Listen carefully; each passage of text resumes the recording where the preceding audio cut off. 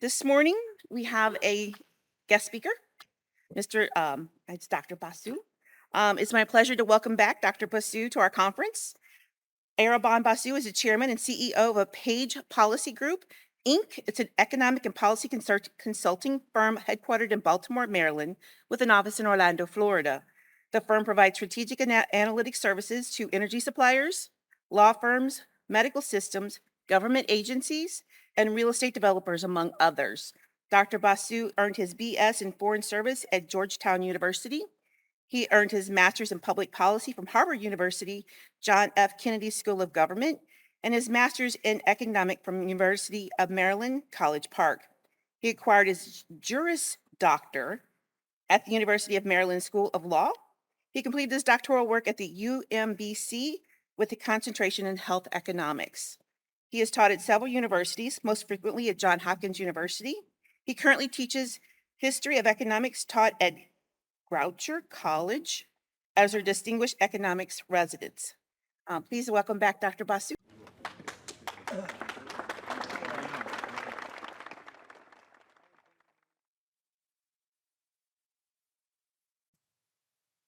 Righto, can you hear me? Yes, I think so. So good. Good morning. Thank you very much for having me speak about the economy today. My presentation today is entitled Show Me the Money Supply. This is a Tom Cruise themed presentation. You'll see that theming throughout the presentation, whether you like it or not.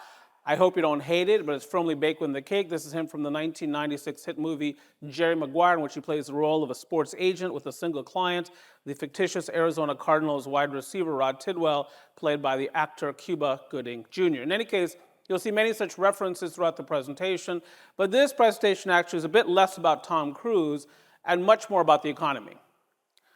And the subject of the economy, of course, is vast. And so you might ask the question, why would an economist begin a presentation by introducing the concept of money supply? Well, as it turns out, money supply is at the heart of the matter. When money supply is expanding, when the cost of capital is low, including in the form of low interest rates, and when money is readily accessible, including through bank lending, for instance, generally speaking, that's good for economic growth. That's good for commodity prices, all things being equal, so on and so forth. However, when money supply is shrinking, when the cost of capital is rising, including in the form of higher interest rates, generally speaking, that's not so great for economic growth. Much of the data I'll show you this morning are time series data, so the more contemporary data are to the right of the slide. This is money supply back to 1959 in the United States of America. If you look toward the right of the slide, you can see the profound growth in money supply during the pandemic and the early stages of recovery from it. This is largely engineered by the Federal Reserve Bank of the United States, which is expanding the size of its balance sheet, reducing interest rates as close to zero as was possible to try to induce us to borrow more money, to spend more money, borrow more money, to invest more money. These are acts of money supply creation. The federal government, for its part, is also borrowing money aggressively during this period, still is, and spending that money directly and indirectly in the economy, also an act of money supply creation. And this is done largely to countervail the worst effects of the pandemic on the economy. And from the perspective of triggering economic recovery from the early stages of the pandemic, it absolutely works. By the second quarter of 2021, US gross domestic product is above its pre-pandemic tally. So the economy is undone by the pandemic during the spring of 2020. A bit more than a year later, we are back along that dimension.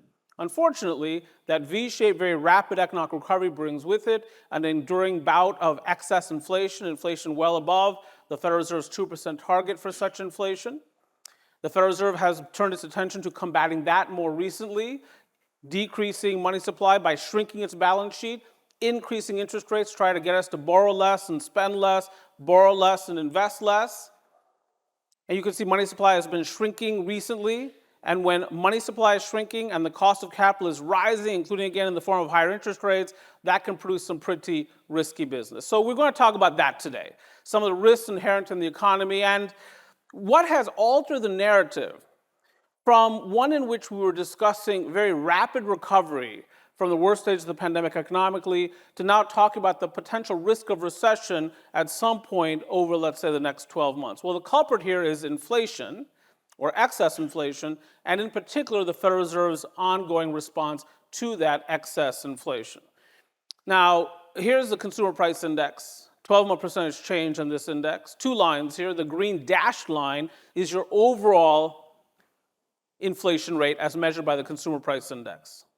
And what it says is that between August of 2022 and August of 2023, overall inflation running at 3.7%. That's partial victory. Because back in June of 2022, and the last time I spoke to you was on September 27th of last year, so about a year ago. So a lot of this disinflation had yet to occur at that point. But back in June of 2022, the average, the inflation rate was 9.1%. So we've gone from over 9% to less than 4%. That's partial victory. However, much of the improvement in inflation is attributable to a decline in food and energy prices. I understand that oil prices have been going up recently, though they're down overnight, down to around $88 a barrel. But consider where they were, let's say, after the breakout of hostilities on February 24th of last year in Ukraine. They were at $120 a barrel, at least briefly. Now, a bit less than $90 a barrel last night. Food prices have also come down. I'll give you an example, egg prices. I don't know how many of you have become embroiled in a conversation about egg prices at some point this year, often with neighbors. My experience is very difficult to extract oneself from such conversations once they begin. But as it turns out, egg prices were very much a topic of discussion earlier this year. In fact, in January of this year, I delivered a presentation at the University of Delaware. The University of Delaware gave us the greatest quarterback in NFL history, as it turns out, Joe Flacco. But also their team name is the Blue Hens. And I looked those Blue Hens right in the face and I said, you Blue Hens should be raising chickens, because egg prices were high back then, and they also, for the most part, did not laugh at that. But the point is, egg prices have come down about 77% since that 2022 peak. But you strip out food and energy prices, you get a higher rate of inflation. The so-called core inflation rate in gold here, or bronze, all items less food and energy, and that's running at 4.3%. Now, either way you slice it, inflation remains above the Federal Reserve's 2% target. So interest rates are already high, and the chances are that they will rise further. Indeed, one of the reasons the stock market is going to open up lower this morning is because interest rates are rising as we're speaking, not good for the multiple on corporate earnings. And as you know, equity markets have been a bit roiled and volatile lately, in part because of these rising interest rates. So we'll talk more about that. And again, what is the culprit here? Inflation and the Federal Reserve. That said, we economists have this horrible habit of talking about inflation purely in the context of the effect on interest rates and on Federal Reserve policymaking. There's a broader implication here. This impacts, of course, among other things, household balance sheets, household budgets, these high and rising prices. So if you were to go back to May of 2020, why that month? That's the first month of the economic recovery from the pandemic. So we lose 22 million jobs in March and April of 2020. We start to add back jobs in May of 2020. So if you compare prices as they were in May of 2020 against August of 2023, the last month for which we have data, you can see the headline numbers down below. Overall inflation running at nearly 20% in 3 years, a bit more than 3 years. In a country that aspires to 2% inflation per annum, the so-called core inflation rate, all items less food and energy, are still lofty 17%. Like you can see categorically what's going on. Energy prices up more than 60% over this period. Used car and truck prices up more than 40%. Transportation services, that includes things like your airfares, up about 34%. Tobacco and smoking product prices up 25%. New vehicle prices up 22%. So one of the worst things you can do is smoke in a new car. As that destroys a new car smell, it's not particularly good for your health, but also renders one susceptible to a lot of this inflation. Now you can see food prices up 21%, shelter up 18%. And who does that affect the most? People at the lowest quintiles of income. People for whom food and shelter, for instance, comprises a disproportionate share of their budgets.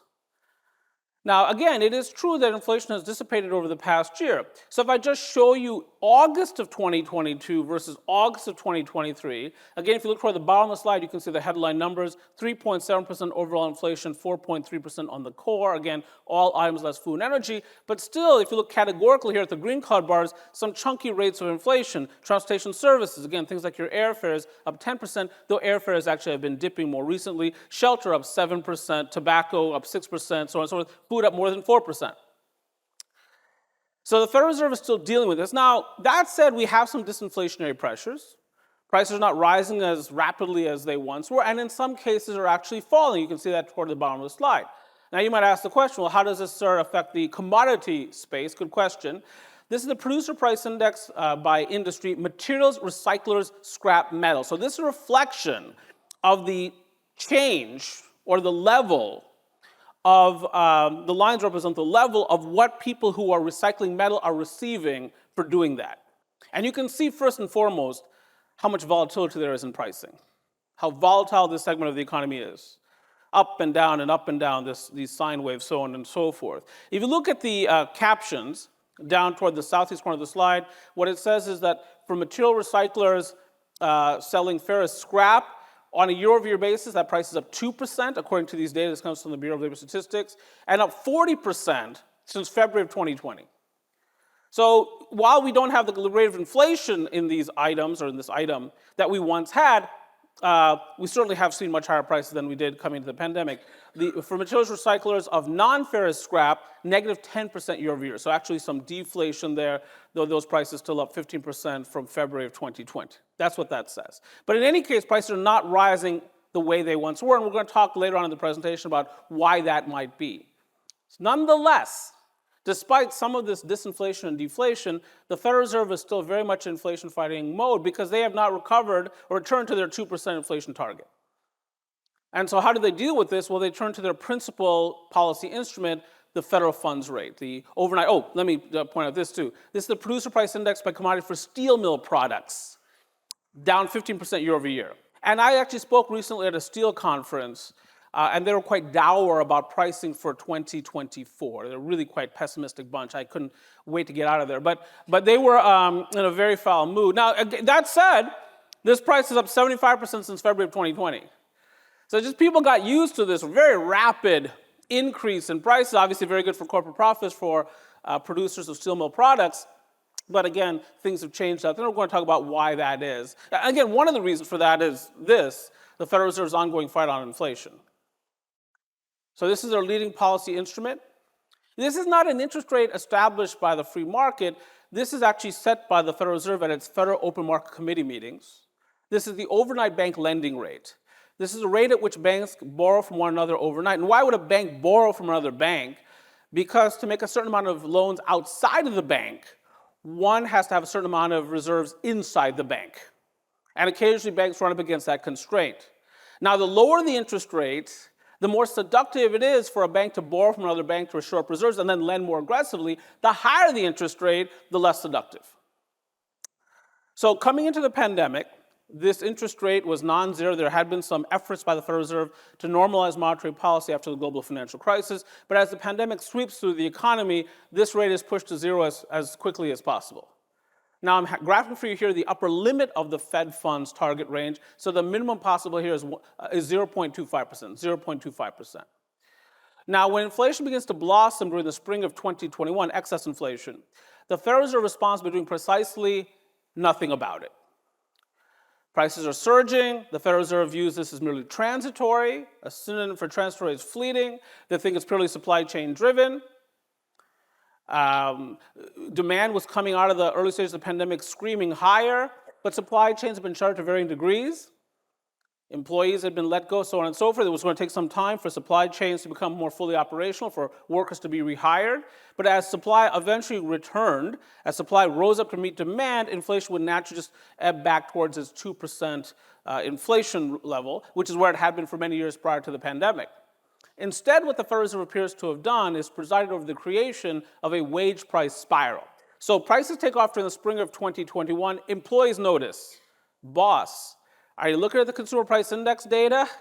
I'm looking at them all the time, often in lieu of work. And what these data are telling me is that I need a raise. My life is getting more expensive. I need a raise. Boss says, no problem. I'll give you your raise. The economy is coming back very, very quickly. There's lots of unmet demand out there. I need you. Here's your raise. I'll just pass along my cost increases to my clients. And I'm more likely to be able to do that in an inflationary environment. As it turns out, corporate profits are positively correlated with inflation.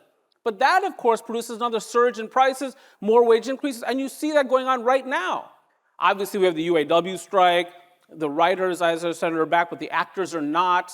But look at the most recent completed negotiations between the Teamsters and UPS. 5-year contract, and during the 5th year of that contract, the average full-time UPS truck driver will be making $170,000 a year. That's wages plus benefits, wages plus benefits, but it's $170,000 in total compensation, forcing people like myself to ask the question, how do I look in brown? And based on the app, spectacular, especially in the shorts, as it turns out. But setting that aside, now, you say, well, that's a lot of money on, but yeah, the UPS drivers do very special things. Right? They have to drive and park, they have to lift, and they have to pass drug tests. Very few Americans can do that, all of that, but maybe 1 in 7. But the point is, everyone wants that deal. So the UAW strike is taking place in the context of that UPS negotiated deal. Everyone wants that kind of compensation. Lots of people, at least. And so that's inflationary. So the Federal Reserve's war on inflation is not yet done. Now, they were slow to enter this fray.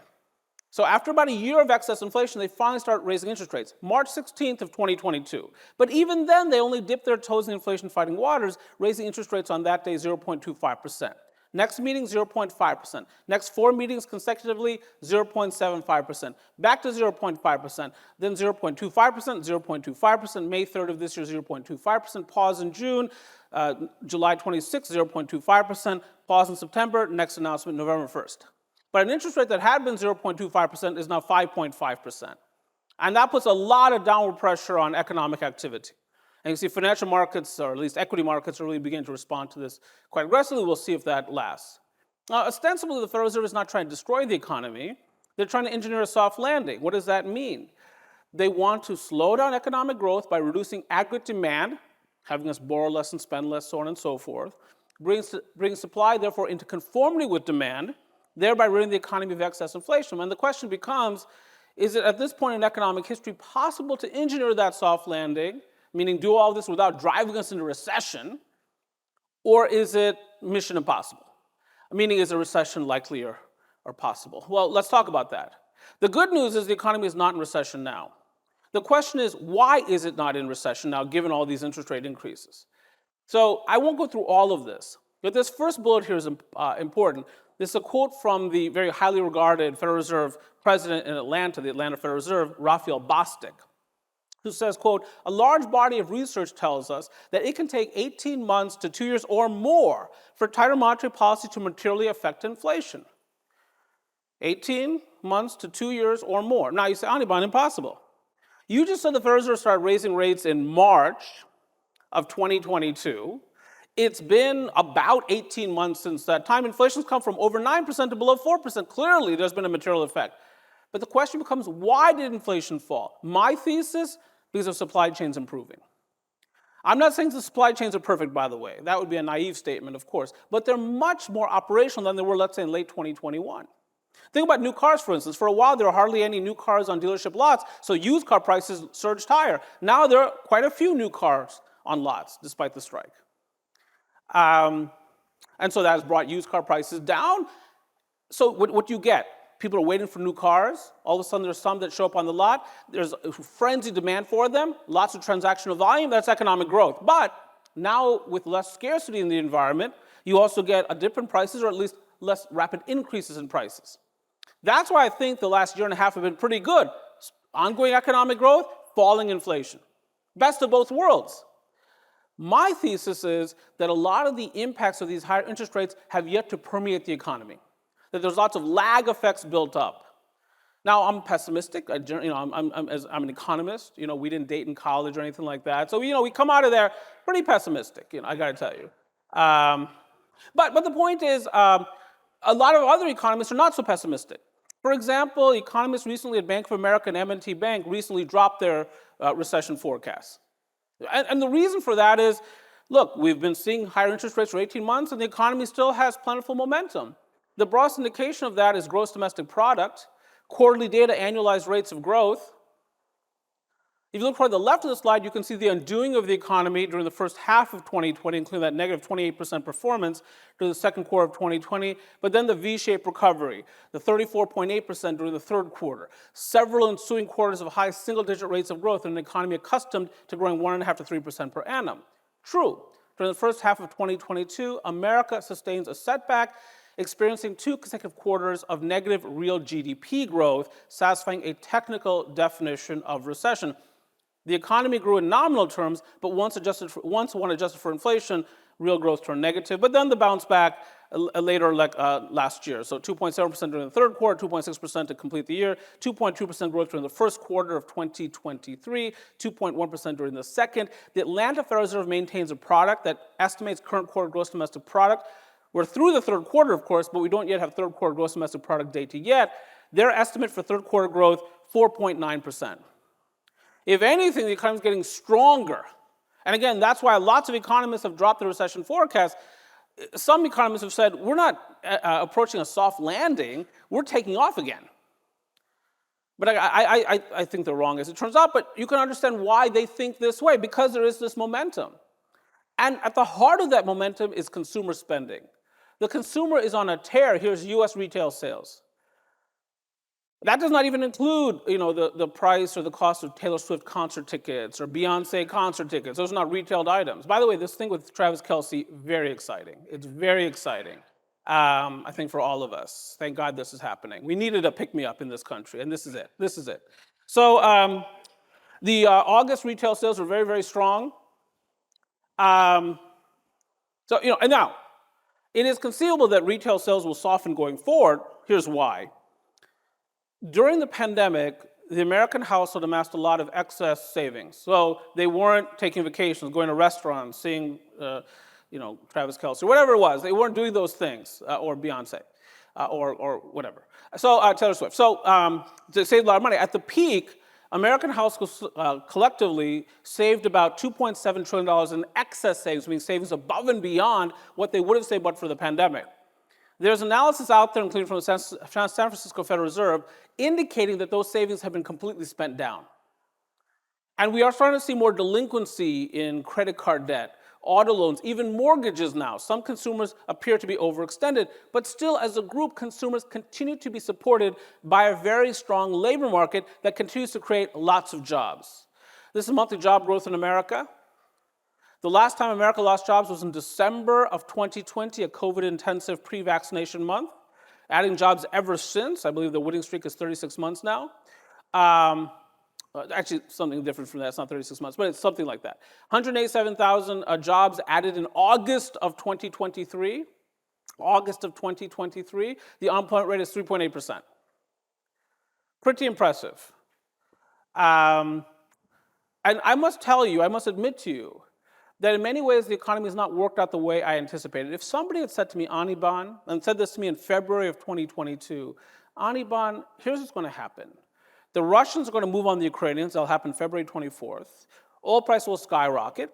So will fertilizer prices, natural gas, wheat, cooking oil, so on and so forth. And then the Federal Reserve Bank of the United States will start raising interest rates at the fastest pace in more than 4 decades. What do you think is going to happen to U.S. unemployment, Anirban? I'm skeptical that I would have said, well, here's what's going to happen. Right now, March of 2022, it's 3.6%. Maybe it'll go up to 3.8%. That's exactly what's happened. And as many people as American employers have collectively hired, they want even more people. They want more human capital. According to the JOLTS, the Job Openings and Labor Turnover Survey, America home to 8.8 million available unfilled jobs. Now, number of job openings has been falling recently, but we have way more job openings than we did pre-pandemic when the economy was deemed to be very strong, around 7 million back then. We have 1.5 job openings for every unemployed American. I view America still very much as the land of opportunity. You want a job in America, there's one waiting for you. In fact, there's 1.5. And that's inflationary because employers are still trying to hire when the unemployment rate is still less than 4%. That drives up wages. Not to mention these idiosyncratic events like the UAW strike and other things that are happening in the labor market. And the problem here is not merely cyclical. It's not simply a function of how rapidly the U.S. economy came screaming out of the pandemic. It's a structural issue. In particular, the size of the U.S. labor force is not expanding fast enough to accommodate the needs, wants, desires, and aspirations of U.S. economic actors, including consumers. And part of this is because the U.S. labor force participation rate is not what it used to be. To be part of the U.S. labor force, one has to be either working or looking for work. That level of engagement is not what it used to be. Indeed, here I'm comparing through the labor force participation rate in 1980, when music was good, versus 2023. So 1980, so that was Air Supply, REO Speedwagon, Billy Squire, of course, and Prince, whose first hit was in 1978. In any case, 1980. So again, to be part of the labor force, you have to be either working or looking for work.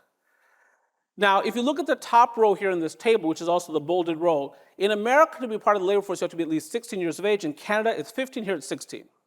So between 1980 and 2023, the labor force participation rate fell 1.2 percentage points, falling 9 percentage points among men, but rising 6 percentage points among women. So women jumped in, men jumped out of the labor force, neither working nor looking for work. Now, I can break this down by age. 16 to 19-year-olds, negative 20 percentage points overall, negative 24 percentage points for men, negative 16 percentage points for women. What's that about? That's college enrollment.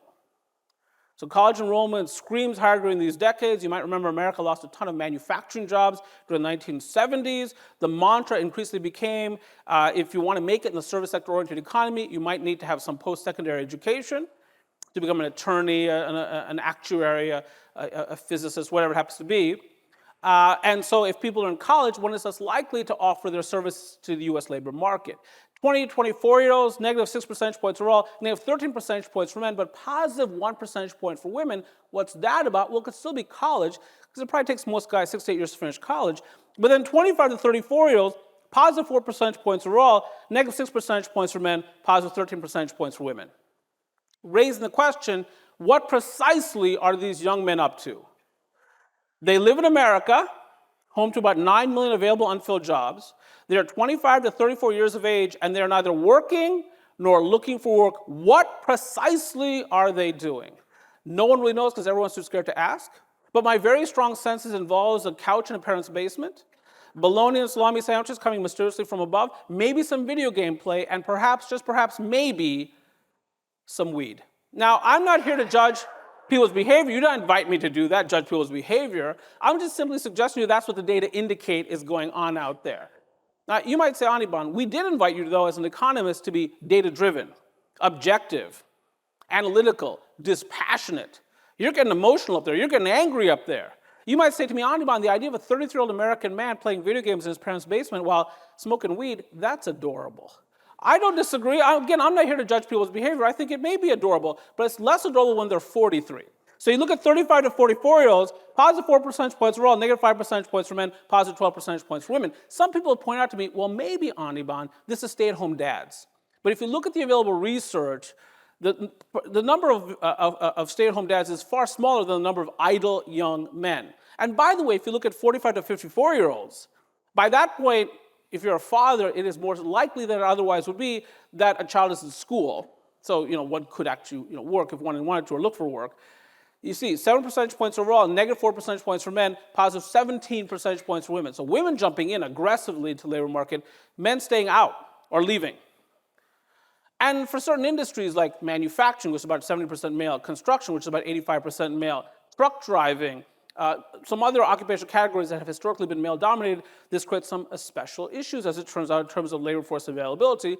Though, you'll notice that in certain female-dominated occupational categories, nursing, teaching, a survey several years ago, our census found that about 91% of US nurses are women. That proportion may have fallen in recent years, but still quite high.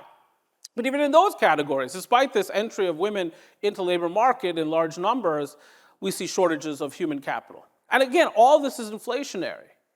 Now, again, to get back to how hot the economy continues to be, American employers would love to hire more people despite the fact that we already have record levels of employment in this country. If you were to compare employment in February of 2020, why that month, that's the last month before we shut down the economy, versus August of 2023, last month for which we have data, we're up 4 million jobs.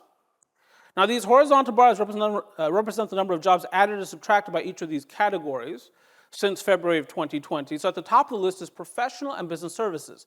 That's your law firms, your accounting firms. Many white-collar jobs are allocated into those segments. It is a very large part of the U.S. economy, which helps explain part of its primacy here, but also disproportionately, these segments offer the opportunity for people to work remotely. And that's what many Americans want. A recent survey finds that 68% of Americans prefer working remotely. They do not want to commute. They don't want to be with their colleagues. They do not like their colleagues. A separate survey finds that 57% of Americans find their colleagues to be annoying because they overshare, meaning I asked you what you did this weekend. I did not intend for you to answer. They take credit for one another's work, but the number one reason people find their colleagues to be annoying, they interrupt during meetings, which can happen on Zoom and typically does. Nonetheless, there is a general preference for remote work. At the bottom of the list here, leisure and hospitality. That's your hotel and restaurant worker. This is the lowest wage segment of the economy, so often outcompeted for human capital along the dimension of compensation, but also as a general proposition does not offer the opportunity for people to work remotely. Construction has added lots of jobs. Manufacturing has added jobs, but we still have about 400,000 construction job openings that are unfilled in this country and about 550,000 manufacturing job openings. All of that is inflationary. And that means that the interest rates that we see today are going to stay higher for longer. That's the point. And part of the reason for this is that certain markets are really especially red hot in terms of triggering growth. So I can talk about 2% growth across the country, but of course some regions are growing much faster than that, some slower. This employment growth for the 25 largest metropolitan areas in America, percentage job growth, February of 2020, again the month before we shut down the economy, to August of 2023. Notice the primacy of the American South. Dallas, Tampa, Charlotte, Orlando, San Antonio, Atlanta, Phoenix, Riverside, Houston, that's where you see the fastest job growth. That's where the population growth has been fastest. That's where the job growth has been fastest. For the most part, the Northeast, including my town of Baltimore, but also New York, Boston, Washington, is in the right-hand column, less population growth, less job growth. Also the Midwest, for the most part, in that right-hand column too. St. Louis, Detroit, Minneapolis, Chicago, all in that right-hand column. So that's where population growth, again, has been a bit softer. Now, I find this slide to be interesting, but the next slide is far more important macroeconomically. Same 25 major metropolitan areas, but instead of employment growth, these are unemployment rates as of August, and here's the issue. For various reasons, unemployment is low everywhere. In my region of Baltimore, it's low, not because we've added a lot of jobs, no, it's because many people who are of working age have left our region for markets to the south, whether it's Richmond or Charlotte or Charleston or whatever it happens to be, Atlanta, Georgia. Miami, Tampa. In Miami, the unemployment rate is low because they're adding jobs so quickly that they're soaking up available workforce. But wherever you look, pretty much, unemployment is low. And that's inflationary because that's associated, 8.8 million job openings and 3.8% unemployment nationally, with 4 to 5% wage growth in this country. To get back to 2% inflation, you probably need something like 3 to 3.5% wage growth, and we're not there yet. And if anything, labor, not criticizing labor of course, but labor is trying very aggressively to push wages higher faster. All of that's inflationary. And that creates some risk for the economy, as it turns out. So let's talk about that. Let's talk about the possibility of recession. Again, 1996, Jerry Maguire, I cried. I wept openly, joyfully, persistently. In any case, again, we're not in recession now, but there are some indications. Now, before I talk about the likelihood of recession, let me talk about the definition of recession. Let me define it, because I had mentioned a moment ago that the U.S. economy sustained 2 consecutive quarters of negative real GDP growth during the first half of 2022, satisfying a technical definition of recession, but not the definition. This is the definition of recession. The National Bureau of Economic Research's Business Cycle Dating Committee is the official recession scorekeeper. They're the arbiter of when recessions begin, when they end, and if they occurred at all. And accordingly, they're the ones that maintain a chronology of U.S. business cycles. So for instance, they're the ones who told us in 2002 that the recession of 2001 began in March of 2001 and ended in November of 2001. Their traditional definition of recession is, quote, a significant decline in economic activity that spread across the economy, and that lasts more than a few months. Except the recession they declared in 2020 begins in February of 2020, ends in April of 2020, arguably not more than a few months. They declared it a recession nonetheless. Why? Because they can. They are the definition of recession. They define it. What's more, there is no fixed rule about which indicators contribute information to NBER's process and how they're weighted in the determination of recession. So they can look at whatever they please. They can look at the price of Bitcoin, which has lately been around 27,000, 28,000. But as a practical matter, they tend to look at industrial production, retail sales, gross domestic product, employment, unemployment, wage growth. But they can look at whatever they please and weight them accordingly. And because the statistics upon which, or government statistics upon which NBER relies, they're published at various lags, the committee cannot officially designate a recession until after it begins, and often not until it's over. So, for instance, in 2020, the economy is broadly open in February of 2020, broadly shut down in March of 2020. We knew a recession had begun, but they could not declare that one had begun because they had to wait for the confirming data, and those would not arrive for a couple of months. So in any case, that's the definition. We're not in recession now, but there are some warning signs.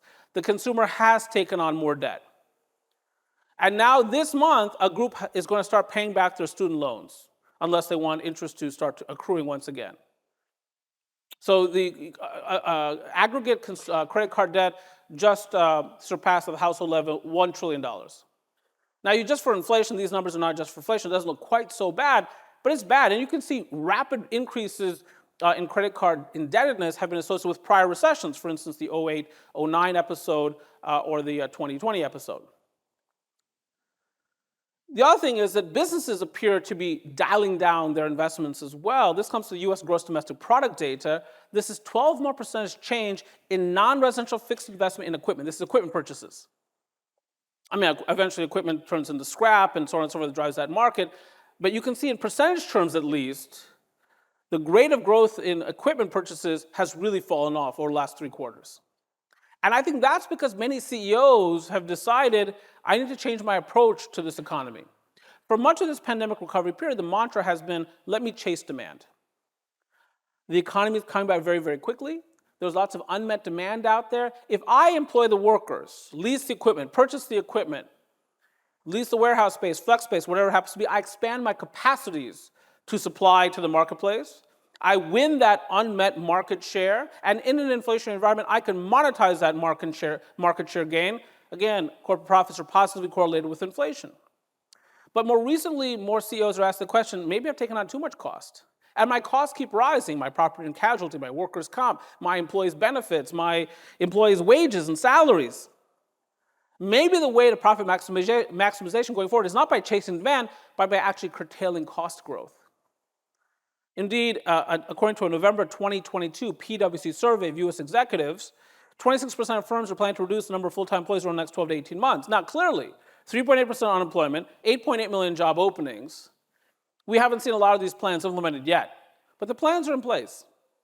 CEOs are more actively thinking about cutting back, let's say, headcount. In August of 2022, 50% of firms said they already had or had a plan in place to reduce overall headcount. 4 to 5 executives surveyed by PwC in November of 2022 said a recession is coming within the next 6 months. Now, they were wrong about that. They said about 11 months ago. We have not had a recession. That said, they're nervous. And some CEOs actually have announced layoffs. Here's a sampling of layoffs announced in 2022 and 2023. At the top of the list is Amazon, 27,000. The CEO there is Andy Jassy. Most recent layoff announced was 9,000, but totaling 27,000. But CEO Jassy did something else. He said to his white-collar workforce, you have to come into the office 3 days a week. That's right. You've got to come into work 3 days in 1 week. Are we barbarians? Is this how we treat people? This is unprecedented, as far as I can tell. Now, my guess is this was done to foment collaboration, innovation, supervision, but also to try to get some people to quit. And by the way, some people have quit, whether in New York or the headquarters in Northern Virginia or Seattle, feeling disrespected by management. At number 2 here is Meta, 21,000 layoffs. The CEO there, of course, is Mark Zuckerberg, who I deem to be among the smartest CEOs in America, in fact, in the world. I'm worried he's going to eventually kill Elon Musk. But setting that aside, he has declared this year of efficiency at Meta. During a recent earnings call, he said the words efficient or efficiency 41 times. Yes, spending more in the metaverse, spending more on artificial intelligence, but dialing down administrative expenditures to the extent possible. His share price for much of this year up well over 100%. Other CEOs are noticing that maybe the pathway to maximizing shareholder value, the pathway to maximizing profits is no longer chasing demand, no longer hiring abundantly, but doing something else, curtailing costs. And this would tend to, again, get us back to those higher interest rates as a topic of discussion. Why? Because when an enterprise expands, it often leverages its balance sheet. It borrows money. But borrowing money is less appealing when interest rates are so high. A year ago, the prime rate in America was around 5.5%, meaning the interest rate available to the best borrowers at a bank. Now it's about 8.5%. And so this will tend to really impact those interest rate sensitive segments of the economy most. Now, that said, enough of the baseline here. Let's go to the forecast, shall we? It's a 2014 film, science fiction orientation. In the interest of full disclosure, not my favorite Tom Cruise film. I found it to be a bit repetitive, but An amazing transition slide as we head now to the final stage of this presentation, the forecast. So let's look at a few indicators here, shall we? Some leading indicators, because now I want to pivot from a discussion of what's been going on to a discussion of what's likely to happen during the year ahead. And at the end of this, we can talk. You can please ask me whatever questions you'd like to ask me. But this is one of my favorite leading indicators. It's actually 10 leading indicators all bundled into one composite index.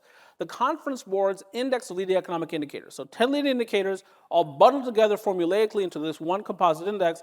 This is an index that predicted the 2001 recession. It predicted 07, 08, 09, and is now telling us something more wicked this way comes. And again, you've got all kinds of headwinds facing the economy, including those lag effects from higher interest rates, but student debt and strikes, next year's presidential election, all kinds of sources of uncertainty out there. And yes, I know you're very proud of your federal government. We all are. You kept the government open for 45 more days. That is impressive, ladies and gentlemen in Washington, D.C. What a way to operate a country. Fantastic work, all. But we'll see what happens in 40-some days, and we get another shutdown, so on and so forth.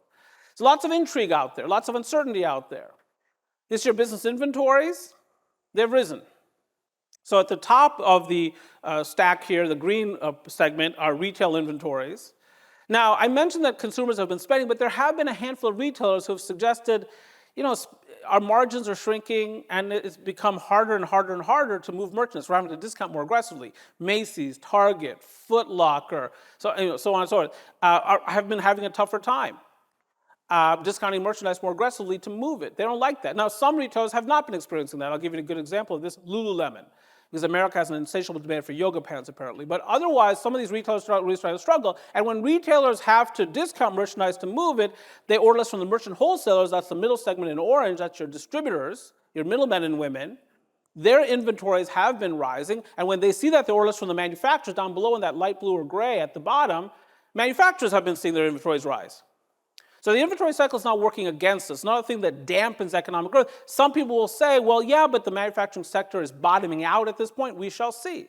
But heretofore, we've seen some weakness from that segment of the economy. So these measures suggest there's still some risk of further economic downturn, some risk of recession. This screams that recession is coming. This is your yield curve. Two interest rates of interest. The yield on the 1-year Treasury is in gold.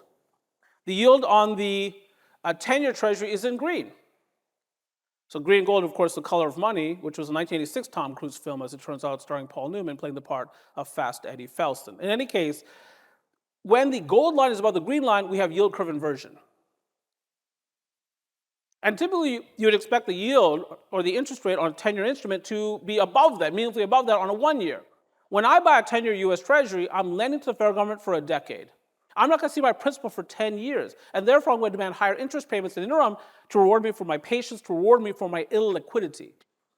However, when I buy a 1-year U.S. Treasury, I'm going to see my principal back in 12 months, basically risk-free. I don't need to be so richly rewarded in the form of interest payment. I'm not being so patient. But occasionally, the bond market goes topsy-turvy, upside down, inside out, Diana Ross, and the yield on that 1-year in gold goes above the yield on the 10-year in green.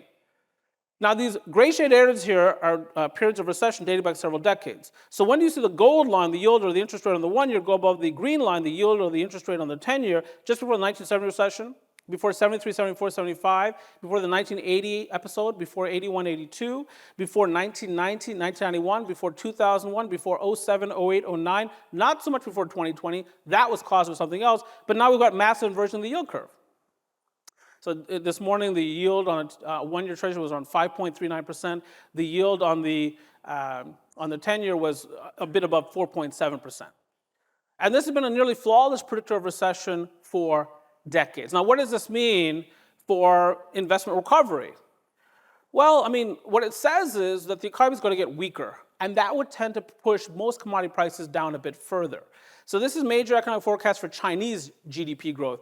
The purple-colored bar is 2023, the navy bar is 2024, and the broad expectation is the Chinese economy, though very disappointing this year, this is supposed to be a great year for the Chinese economy as they came more fully out of pandemic-era lockdowns.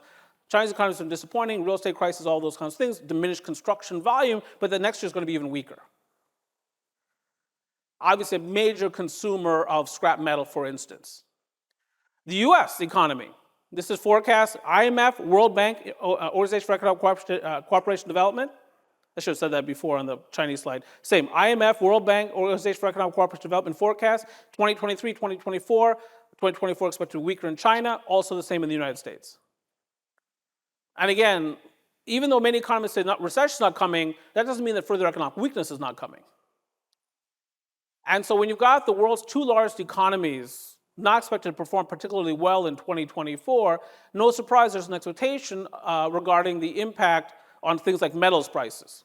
So this is the metals price forecast from the World Bank, their commodity markets outlook. So the green color bar is 2023, year-over-year percentage change expected. Obviously, we're not through the year yet. The brown color bar there is 2024 forecast. You can see aluminum prices expected to fall this year for the year once the year is over. Expected to rise just marginally next year. But copper, iron ore, lead, nickel, and zinc all expected to fall not just this year in price, but also next year. Again, reflective of weakness in the global economy. And again, one of the things I pointed out, I spoke at that Steel conference earlier this year, very glum about the outlook. And as you know, there's been actually some offers made on US Steel to try to consolidate production to try perhaps to raise that price by limiting industry capacity, whether from blast furnaces or where it happens to be. So that's where we're at. The outlook is not particularly great. And I actually think recession in this country is coming in the next 12 months. And maybe, just maybe, this audience, maybe you can't handle the truth that recession is coming. Though you might point out to me, Anirban, that's not the truth, that's your forecast. And you've already admitted that the economy has not worked out the way you expected. It's been much stronger than you anticipated at this point. That's fair enough. You might also point out to me, that was not said by Tom Cruise, sir. That was said by Jack Nicholson in 1992, A Few Good Men, playing the part of Colonel Nathan Jessup. And Colonel Nathan Jessup is on the stand.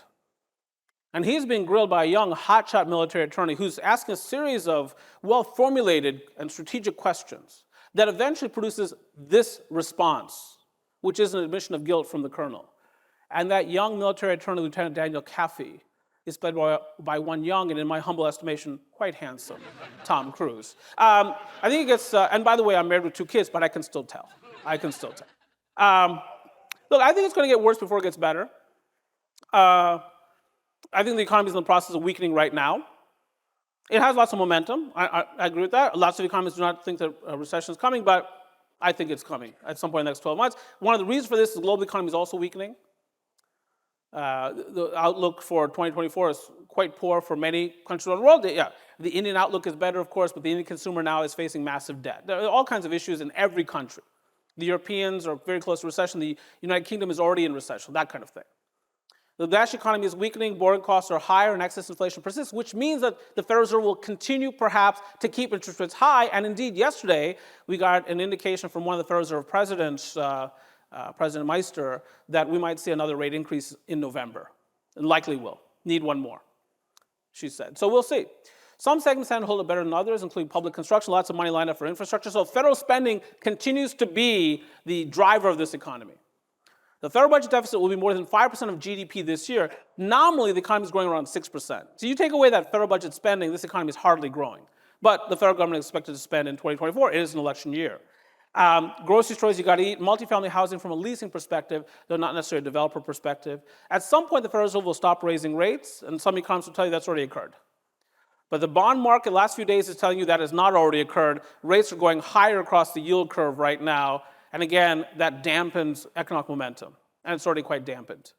So I think recession conditions will prevail at some point in the next 12 months. Of course, I could be wrong. I am an economist. Hey, thanks very much for the opportunity to be with you today. It's been a privilege. Hopefully I've left some time for Q&A. I have. Thank you very much. It's been an honor.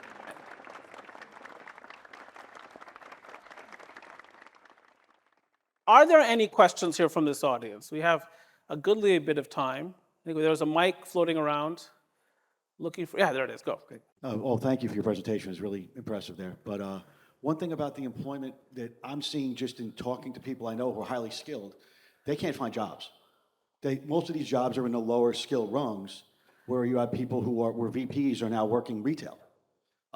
It seems to be a repetitive thing. Are you seeing that from the data as well, or is it just something localized, let's say? Right. No, the question is a very good one, which is that, wait, you talk about a great labor market, you talk about 8.8 million job openings, but you also find many people in the economy who can't find a job, and most of those people are college educated, looking for a job that requires a college degree. But that's not necessarily where the jobs are. I'm finding right now, someone very close to me is looking for a job right now after leaving Amazon, as it turns out.